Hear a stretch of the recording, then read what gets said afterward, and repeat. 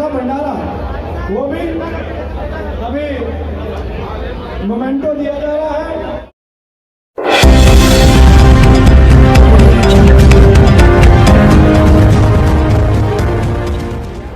Nation news India में आपका हार्दिक स्वागत है। आज हम गाजीपुर, आज पूरे 389 दिन हो चुके हैं और सरकार ने इन किसानों के सामने घुटने टेक दिए।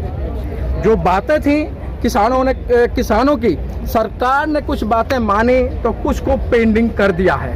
तो आप देख रहे हैं, ये शख्सियत कोई नाम की मोहताज नहीं है। इनका नाम रणवीर सिंह है, अलीगढ़ से हैं, मंडल प्रभारी हैं और 389 दिन से लगातार ये गाजीपुर बॉर्डर पर ही सरकार को झुकाने का काम किया और सरकार के साथ बातचीत करने का काम किया। हमारे बीच में रणवीर सिंह जी, आपका नेशन न्यूज इंडिया में आपका हार्दिक स्वागत है। जी बहुत बहुत धन्यवाद आपका। रणवीर सिंह जी, जिस तरीके से आपको जाना चाहिए था, वैसे शरीर पे आपके चेहरे पर रौनक नहीं है। कुछ लगता है कि आप यहाँ से कुछ लेके नहीं जा रहे हैं। सीधा बहुत कुछ लेके जा रहे हैं, बहुत कुछ लेके जा रहे हैं हम यहाँ से।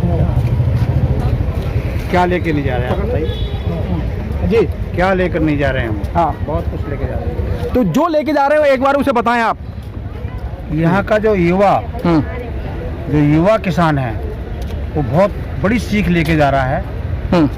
संघर्ष कैसे किए जाते हैं, समाधान कैसे होते हैं, वो इतनी बड़ी सीख लेकर के जा रहा है। आगे आने वाले समय में हर युवा जो है अपने हक के लिए अपनी आवाज को बुलंद कर सकता है। ये ट्रेनिंग लेके जा रहा है यहाँ से कि आंदोलन होते कैसे हैं और सरकारों को झुकाया कैसे जाता है। रणवीर सिंह जी, आपने 700 से ज़्यादा किसानों की शहादत दे दी जी, और अभी आपका जो 15 तारीख का जो एक समीक्षा मीटिंग रखी है, क्या लगता है कि हर बार आप सरकार को जुमलाबाज कहते थे, जैसे सरकार आपको कोई आतंकवादी कहती थी, आपको आंदोलन जीवी कहा करती थी, आपको तरह तरह के नाम दिए गए थे। देखो, सरकार नहीं समझ पाई थी और एक साल से किसानों ने बड़ी बड़ी क्लासें ली सरकार की और पढ़ाया, उनको पहचान कराई अपनी कि हम किसान हैं। आंदोलन जीवी परजीवी और दुनिया की जो संज्ञा ली वो लाया है इस किसान ने और ये मनवाया है कि किसान जो बॉर्डरों पर बैठे हुए थे वो असली किसान थे और जो बदनाम करने की कोशिश कर रहे थे वो नकली लोग थे। नहीं, ये तो मोदी जी ने ये तो बात आपकी मान ली कि भाई बिल जो हैं बढ़िया बिल थे, लेकिन किसानों को हम समझाने में असमर्थ रहे। लेकिन किसान तो मान लिया आपको। ये बहुत बड़ा, हम अपने आप को ही मानते हैं कि हम पर इतने आरोप और वो लगे किसानों पर।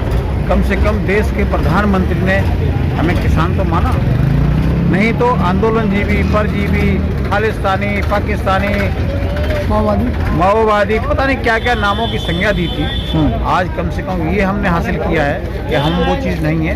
सरकार की नज़रों में हम किसान हैं, असली किसान हैं जी।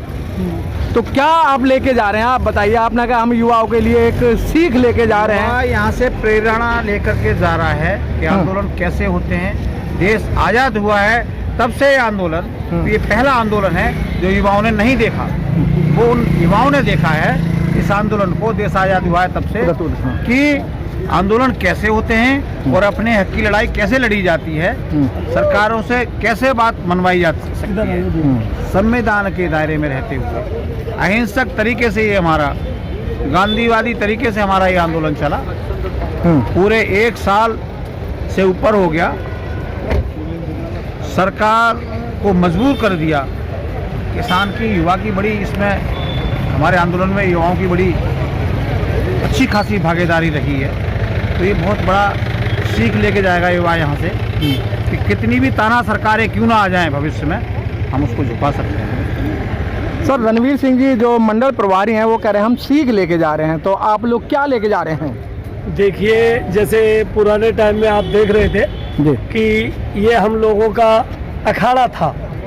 अब हम लोग यहाँ से दंगल के लिए जा रहे हैं जी। अब हम लोग जो है यहाँ सीख लिया है, ट्रेनिंग ले लिया, प्रशिक्षण ले लिया, क्योंकि देश की सामाजिक लड़ाई का जो आंदोलन था 1857 में शुरू हुआ और 1947 तक चला, जो सामाजिक लड़ाई थी। आज ये आंदोलन आर्थिक लड़ाई का है और आर्थिक लड़ाई को हम आपको बता दें यहाँ से लेकर के जा रहे हैं। या हमने ट्रेनिंग ली, अब हम लोग जिला जिला हर अन्याय के खिलाफ आंदोलन करने की शक्ति को लेकर के जा रहे हैं। जब मोदी जी ने आपके वो सारी बातें मान ली हैं तो क्या लगता है कि अब तो बीजेपी बढ़िया है?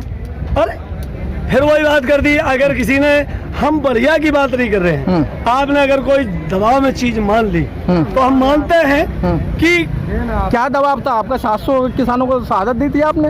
हाँ, यहाँ पर हमने 700 किसानों को खोया भी है। और उसके बाद आपको बता दें, गर्मी का टेम्परेचर 47 डिग्री रहा, 0 डिग्री सर्दियों का रहा, झमाझम बारिश में हमने 13 महीने काटे। तो उन 13 महीनों में हमने ये सरकार को बता दिया कि हमें क्या क्या यातनाएं मिली, हमको क्या, लेकिन सरकार की यातनाएं रही, हम लोगों का वो भी प्रशिक्षण बन गया।